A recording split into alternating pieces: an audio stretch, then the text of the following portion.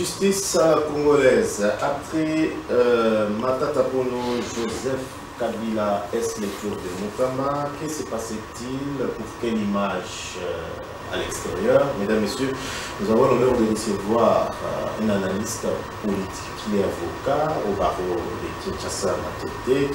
Patient Kazadi, il nous fait l'honneur d'être avec nous pour la toute première fois dans BuzZ, magazine d'analyse de l'actualité. Bienvenue, cher patient. Merci. Aujourd'hui, on est en train de tourner autour d'un débat pratiquement juridique. Après la condamnation ou l'arrêt de la Cour constitutionnelle condamnant à l'ancien Premier ministre, quelle était votre analyse? L'arrêt de la Cour constitutionnelle est tombé vraiment au moment opportun. Pourquoi? Parce que cette question a fait beaucoup du bruit, a fait bouger le Congo. Et on se demandait, est-ce que Matata Ponyo était justiciable de la Cour constitutionnelle? Est-ce que on pouvait arrêter Matata Ponyo? Est-ce que, à part la Cour constitutionnelle, y a-t-il une autre juridiction qui pouvait juger Matata Ponyo? Alors, à cette question, avant de l'aborder, j'aimerais faire un pas en arrière pour essayer d'éclairer ceux qui nous suivent par rapport à la compétence de la Cour constitutionnelle et la compétence de connaître des infractions commises par un ancien Premier ministre. Alors, d'entrée de jeu, l'article 164 de la Constitution qui a fait l'objet de débats partout était clair. Cette disposition constitutionnelle reconnaît au fait ce pouvoir à la Cour constitutionnelle de connaître des infractions commises par le président de la République et le Premier ministre. Bon, comme Matata Ponyo est un ancien Premier ministre, vous le savez avec moi, ça a posé un très grand problème qui... Non, il n'y a pas un vide juridique, j'en arrive. La disposition a posé trop de problèmes qui méritaient au moins que l'on passe pour essayer d'éclairer. Prenant la logique de la disposition, l'article est très clair. La Cour constitutionnelle est juge pénal du président de la République et du Premier ministre pour des infractions commises pendant l'exercice de leurs fonctions ou à l'occasion de l'exercice de leurs fonctions.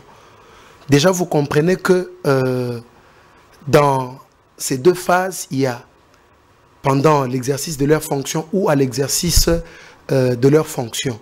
Là, Matata Ponyo rejoint justement la disposition de l'article 164. Mais comme ces avocats qui n'étaient pas d'accord avec cette interprétation, la Cour constitutionnelle a été saisie à l'époque sous le président Dieudonné Kalouba, le professeur, afin de nous éclairer au fait sur la compétence de juger Matata Ponyo, un ancien Premier ministre. Et à cette question, examinant sa compétence, la Cour a estimé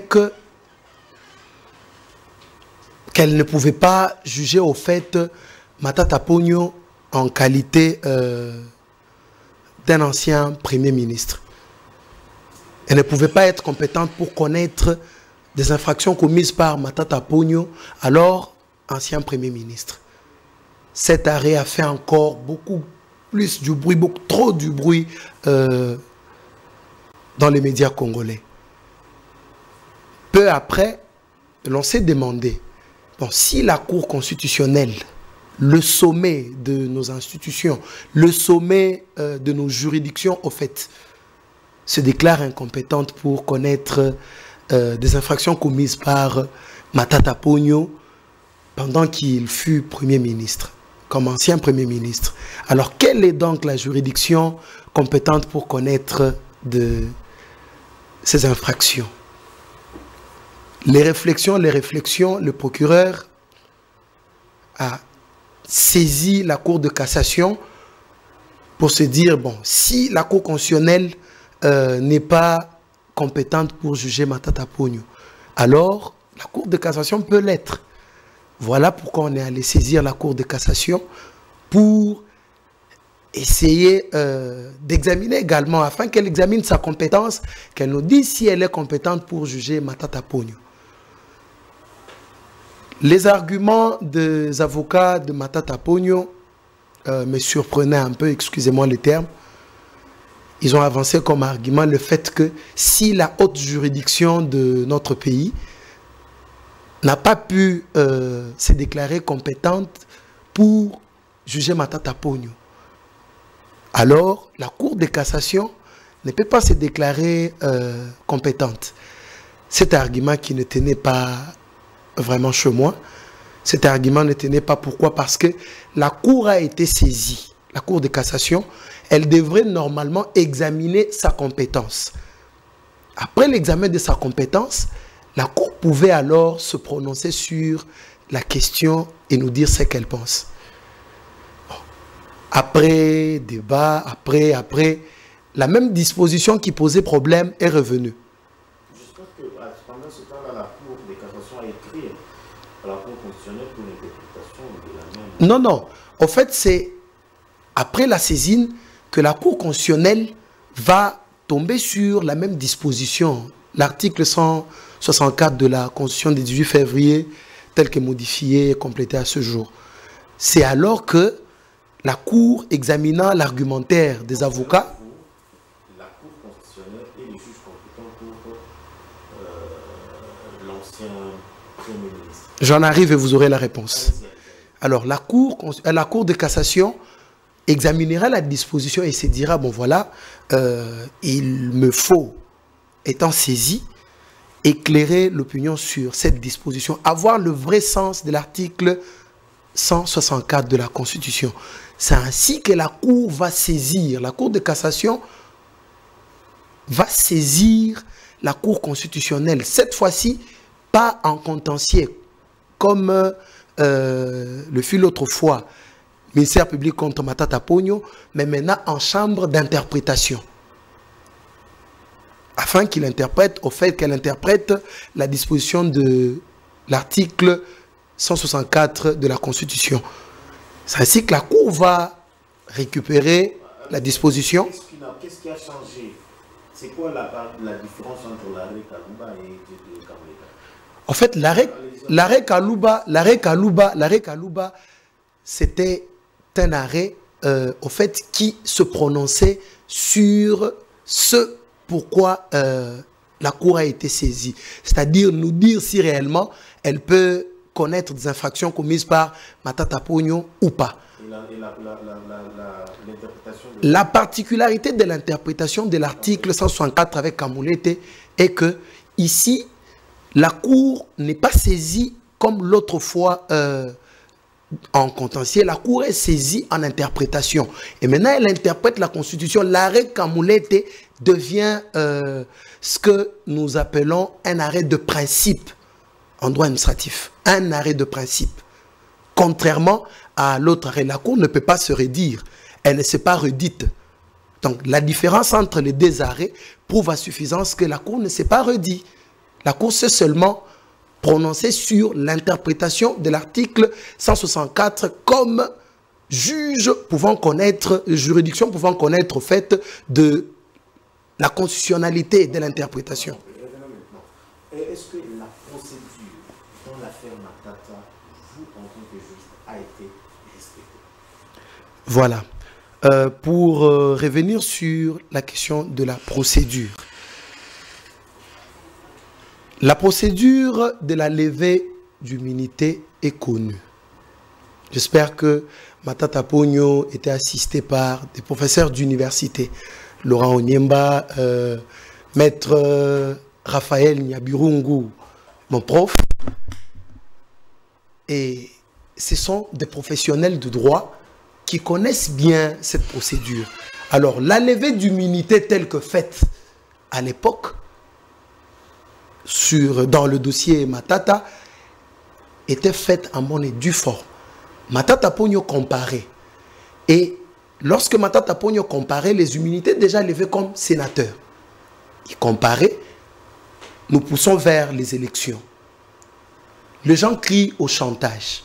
Et le président de la Cour constitutionnelle, pour ne pas entrer dans cette logique ou dans ces débats de chantage, va surseoir et demander à Matata Ponyo d'aller présenter sa candidature comme candidat président de la République, candidat député. En vertu de quelle disposition? Non, en fait, les acharnements, comme les gens le disaient par-ci, par-là, étaient de nature, au fait, à discréditer la Cour. Alors, la Cour ne pouvait pas céder, se laisser faire, leur démontrer que je suis en train de faire de l'acharnement sur Matata. Non, la Cour devrait permettre à Matata, puisque le droit de se faire élire, le droit de se présenter candidat, c'est un droit reconnu à tout Congolais. Ok. Sauf si... est-ce que la procédure Matata a été respectée dans un mot? La procédure a été respectée. Mais laissez-moi au moins placer un mot. Laissez-moi au moins placer un mot. La procédure a été respectée par le simple fait que la disposition de l'article 167 de la Constitution est claire. En passant, j'aimerais ramasser ce que le président de l'Assemblée nationale a voulu créer, cette zizanie qu'il a voulu créer, n'étant pas professionnel du droit, il ne pouvait que se taire, laisser aux juristes expliquer la matière. Lorsque une personne poursuivie, un sénateur en l'occurrence, le cas Matata, poursuivi pour de fait, les immunités déjà levées, Matata déféré, on laisse Matata aux élections parce que c'est un droit civique. Matata élu député. À ce niveau-là, Matata a les immunités, oui ou non? Matata élu député. Élu député. A des immunités, oui ou non? Il n'a pas des immunités. Donc sur les 500 députés, il n'y avait que Matata qui n'avait pas des immunités. Non, non. Matata se trouve dans un cas purement spécial. Le prof Nyabirungu a donné l'exception. Je crois que vous avez suivi l'exception. Il a donné le grand principe. Mais il a dit, l'autorisation n'est pas requise lorsque... C'est là que le prof, je crois, vous l'avez suivi. Vous avez suivi l'exception qu'il a eu à donner, les 2 points sur l'exception. Mais j'aimerais, moi, revenir sur ce que le président de l'Assemblée nationale a dit. Il a dit, et si Matata était élu président de la République, y aurait-il poursuite contre Matata? Mais la loi est claire. L'article 167 de la Constitution est clair. Pour des infractions, pour des faits commises en dehors de l'exercice de ses fonctions. Je peux vous lire la disposition, peut-être pour que vous soyez moi, la question c'est, je suis dans la logique. Oui. Moi, je pose la question de savoir, Matata est poursuivi en tant que sénateur. Oui. Ses immunités levées, oui ou non? Ça, c'est pas notre problème. Levées. Je suis juriste, ses immunités levées. Quand? Ses immunités levées. Levées quand? Parce que... Vous parlez de quelle immunité? Ouais, vous me posez... Vous parlez de quelle immunité? Parce que... Non, il existe... En fait, le président de l'Assemblée provinciale... que les immunités de Matata ont été levées. Le président de l'Assemblée nationale... Pour quelle affaire? C'est ça la question. Le président de l'Assemblée nationale veut vous faire croire qu'il existe un principe de double immunité. Non. La Constitution, elle est claire. Je prends le cas où Matata était élu président de la République. L'article 167, l'alinéa D. Pour les infractions commises en dehors de l'exercice de leurs fonctions, les poursuites contre le président de la République et les premiers ministres sont suspendues jusqu'à l'expiration de leur mandat. Pendant ce temps, la prescription est suspendue. On parle d'avant d'accéder à la fonction ou pendant? Je parle, c'est là où le flou est... Les poursuites, je parle de l'article 167, l'alinéa D. Pour les infractions commises en dehors de l'exercice de leurs fonctions, les poursuites contre les présidents de la République et les premiers ministres sont suspendues jusqu'à l'expiration de leur mandat. Et pendant ce temps, la prescription est suspendue. Ça veut dire, Matata Ponyo, poursuivi par la Cour constitutionnelle pour des faits qu'il aurait commis quand il fut Premier ministre. Matata Ponyo est aujourd'hui élu président de la République. La Cour va suspendre les poursuites en vertu de cette disposition et la prescription ne compte pas. Et dès que la prescription ne compte pas, ça veut dire Matata exercera ses fonctions du président de la République en toute liberté, sans être contraint. Ce n'est que lorsqu'il aura fini son mandat que le procureur, que la Cour constitutionnelle va initier une action pour poursuivre Matata Ponyo en vertu de cette disposition. J'ai répondu à la question du président de l'Assemblée nationale déjà. Matata Ponyo est condamné à 10 ans aujourd'hui. Qu'est-ce qui va se passer? Une condamnation, l'arrêt de la Cour constitutionnelle. Est-ce qu'on doit demander les immunités pour qu'il soit arrêté? Ces immunités pour qu'il soit arrêté? Non, mais... C'est quoi la procédure? Vous parlez des immunités alors que nous avons déjà quitté la phase de l'instruction préjuridictionnelle. En fait, lorsqu'on quitte une phase de l'instruction préjuridictionnelle, c'est-à-dire où le ministère public est en mouvement, il a le plein pouvoir, il peut enquêter comme il veut. Dès qu'on quitte cette phase et qu'on arrive dans la phase juridictionnelle, je repose ma question. La levée des immunités n'opère pas. Je repose ma question. Justement. Lorsque Matata a été transféré au tribunal, c'est-à-dire le procureur a fini son dossier à la cour, pardon, lorsqu'il a été transféré à la cour, et que la cour, qui a l'autorité maintenant sur Matata Ponyo? C'est le ministère public? Non, non, non, non. C'est là qu'il faut que je vous dise. Okay.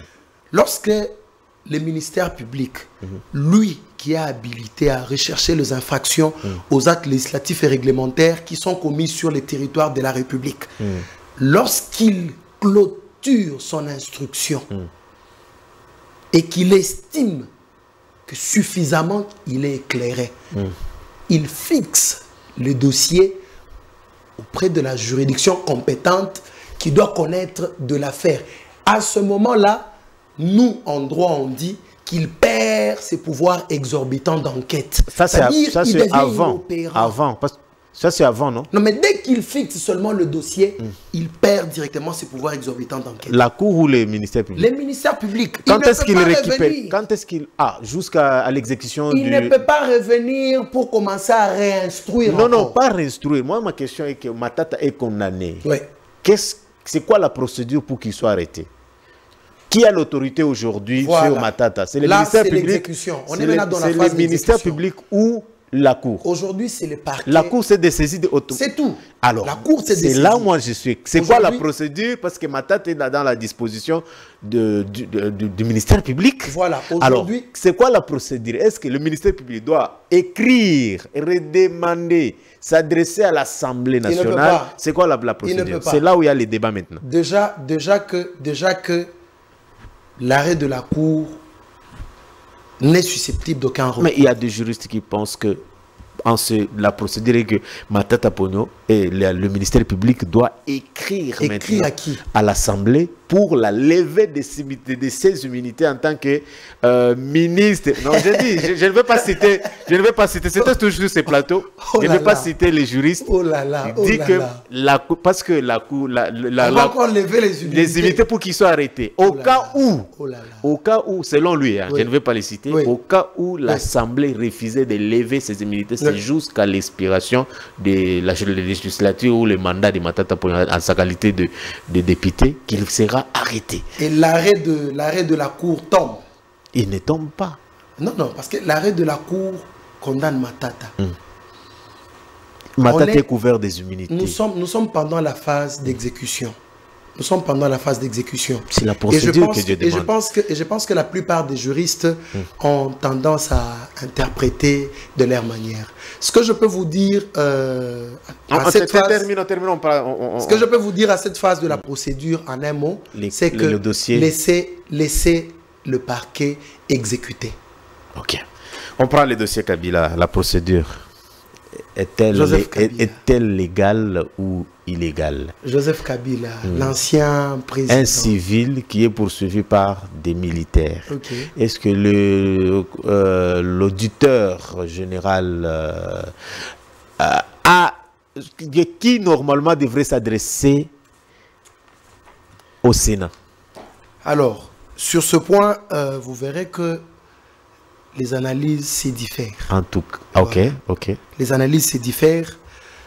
Déjà que... Parce que déjà la question se pose, on poursuit qui? Voilà, ce que tu es déjà dans le débat. Déjà que le sénateur à vie, l'ancien président,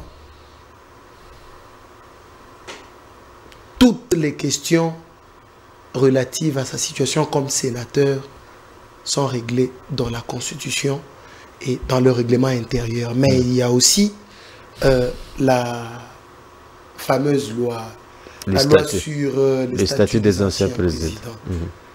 Alors, est-ce que, pour ne pas oublier, est-ce que vous êtes d'accord de ceux qui pensent que la loi spéciale de ce qui... Donc, Kabila n'est pas gérée ou donc ne dépend pas de la Constitution? Est-ce que vous êtes d'accord? Kabila n'est pas dépendre de la Constitution. Parce qu'il il a une loi spéciale. Le président de la République en fonction dépend de la Constitution. Et lui qui a son statut particulier. Et lui a un statut particulier. Statut particulier plus que le président de la République en fonction? Vous estimez? Mais non. Mais on ne parle pas de l'ancien président. Donc, explique-moi un peu, vous êtes juriste. Allez-y, c'est quoi le bien fondé de ces statuts? Voilà. D'abord, il faut commencer par comprendre les raisons pour lesquelles cette loi a été conçue. C'est quoi les raisons? Voilà. Un président de la République en fonction, qui se trouve fin mandat, qui bénéficie de 2 ans, et du coup, ces 2 ans-là, hors Constitution, parce que je n'ai jamais été d'accord de ces 2 ans sur cette disposition-là, reste en fonction et tout ça, moi je n'ai jamais été d'accord. Alors, pour essayer de se sauver, de se protéger, il va réunir... des éminents professeurs, il faut les préciser. Éminents professeurs. Oui. Oui, ils sont professeurs et ce sont les mêmes professeurs qui nous interprètent. Ce sont les mêmes professeurs qui vous enseignent à l'université. Et ce sont les mêmes professeurs que l'on contredise, que l'on mette sur le chemin. Allez-y. Ce n'est pas le fait qu'ils nous enseignent qui ne peut pas faire de nous des chercheurs et contredire les professeurs. Ça, vous êtes d'accord avec moi? Allez-y. Alors, il va concevoir cette loi dans cette logique pour dire, bon, ok, je sais que je vais quitter. Mais quand je vais quitter, puisque mon passé n'a pas été clean, je serai à la merci de la justice. N'oubliez pas le principe de l'égalité de tous devant la loi. Et lui, et les plus démunis, et nous autres, sommes soumis à l'ordre de la loi. Alors, on conçoit cette loi. Mais ce qui m'a fait un peu rire, avant de rentrer sur votre question, c'est une disposition, je crois l'article 5 de cette loi. On me dit, en sa qualité de sénateur à vie, l'ancien président est soumis aux incompatibilités prévues à l'article 108 de la Constitution. C'est ça, c'était ça. C'était ça. Vous avez compris maintenant pourquoi j'ai posé cette question? Et quand vous rentrez dans l'article 108 de la Constitution, vous lisez, on vous énumère ce qu'il ne peut pas être, ce qu'il ne peut pas exercer. Mais prenez-moi juste l'alinéa, la phrase dernière, l'alinéa dernière. La dernière phrase. Sauf tout mandat électif. Donc, dans ce que les gens font, estiment que c'est vrai, dans ce vrai, il y a du faux. Ce qui interdit automatiquement aujourd'hui à l'ancien président de se représenter comme candidat. Je ferme une parenthèse. Je parle de candidat président de la République. Je reviens sur les statuts du président de la République. La loi parle... Il est conforme à la Constitution. Le statut... la loi sur... Le statut des anciens présidents de la République. La loi sur les statuts des anciens présidents. C'est une loi ordinaire. Ce n'est même pas une loi organique. C'est ce que je dis. Est-ce qu'il est conforme à la Constitution, oui ou non? La loi sur les statuts d'anciens présidents. Oui, je pose la question. Oh là là. Je pose répondre à la question. Dans pareil cas, et répondez à la question. Dans pareil cas, oui. Revenez sur la Constitution. Non. Parce que c'est la loi de loi. Toute loi, si cette loi n'est pas conforme à la Constitution, si la loi n'est pas conforme à la Constitution, elle doit nécessairement se conformer. Est-ce que vous pensez que Kabila a promulgué cette loi sans demander à la Cour constitutionnelle sa conformité à la Cour constitutionnelle? C'est une loi ordinaire. C'est plutôt la loi organique qui suit cette procédure. Président de la République, il ne va pas promulguer, publier, il envoie pour le contrôle de la constitutionnalité. On le renvoie, on va promulguer, publier au journal officiel. Parlons des poursuites de Joseph Kabila, la légalité. Ouais. La démarche est légale jusque-là? La démarche est légale, mais il y a quand même un hiatus qu'il faudrait que je relève comme avocat. Normalement, en analysant les textes, le code judiciaire militaire, la loi portant organisation, fonctionnement et compétences des juridictions de l'ordre judiciaire, moi, personnellement, c'est ma position. Elle ne m'engage que moi. J'assume. J'estime que c'est les procureurs généraux, près la Cour de cassation, qui pouvaient solliciter. Ah, très bien. Alors, exceptionnellement, quelles que soient les infractions ou en charge de l'individu. Je vous ai parlé du procureur général de la Cour de cassation. Mais celui qui aurait sollicité, c'est l'auditeur général près la haute cour militaire. Mais pourquoi cette... Alors, exceptionnellement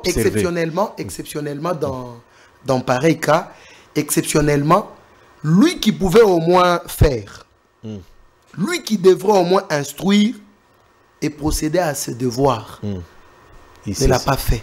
Mais il pouvait au moins donner mission à l'auditeur général militaire, l'auditeur général près la haute cour militaire de le faire. Je ne dis pas que l'auditeur ne peut pas le faire. Alors la question qu'il faut se demander, est-ce que le procureur général près la cour de cassation aurait passé l'éponge à l'auditeur général Voilà. C'est pourquoi j'aimerais me réserver sur ce qui concerne la procédure. Pourquoi ce n'est pas le concret, c'est le Sénat seul qui statue ou qui examine les dossiers? Le concret, parce que c'est un ancien président de la République. Vous parlez du Congrès. Apparemment, vous aimez beaucoup la loi sur les statuts des anciens présidents. Mais pourquoi pas? Alors, aussi longtemps que n'a jamais été attaqué ni par le parlementaire. Pour revenir, la Constitution est la loi fondamentale. Les autres lois qui arrivent doivent se soumettre à la Constitution. La Constitution prévoit tous les cas. Est-ce que vous donnez raison à ceux qui disent que... Laissez-moi finir. La Constitution prévoit tous les cas pour lesquels le Congrès doit être convoqué ou le Congrès peut être convoqué. Et parmi les cas, vous avez vu la mise en accusation de l'ancien président. Vous avez vu la mise en accusation du sénateur à vie. Mais non. Ok, très bien. On prend la dernière question, on termine par là. Aujourd'hui, le ministre de la Justice, Constant Mutamba, s'est révisé. On a lu en plénière par le président Vital Kamerhe la demande des poursuites. De quoi il s'agit exactement selon vous? Voilà. En tant que chercheur d'abord et puis... Parmi les modes de saisine du parquet, nous avons ce que l'on appelle la saisine d'office. Le parquet se saisit. Mais c'est pas... Bon, vous êtes juriste. Je suis en train de venir. Ce parquet est sous tutelle du ministère de la Justice. Je suis en train de venir. À quel moment le procureur peut demander, solliciter des poursuites? Je ne vais pas parler ici de la hiérarchie. Alors, ça se passe comment juridiquement? Alors, la logique, c'est quoi? J'étais en train de parler. Les ministères publics, je vous ai dit ici qu'ils recherchent les infractions aux actes législatifs et réglementaires qui sont commis sur les territoires de la République. Normalement, dans la logique, même dans d'autres juridictions, la loi dit c'est les ministères publics qui recherchent les infractions. Mais dans la pratique, vous verrez que le ministère public a le bras allongé que l'on appelle officier de police judiciaire. Ouais.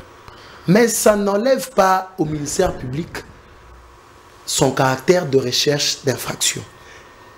Alors, les ministères publics, parmi les modes de saisine, il y a la saisine d'office que je venais d'évoquer tout à l'heure.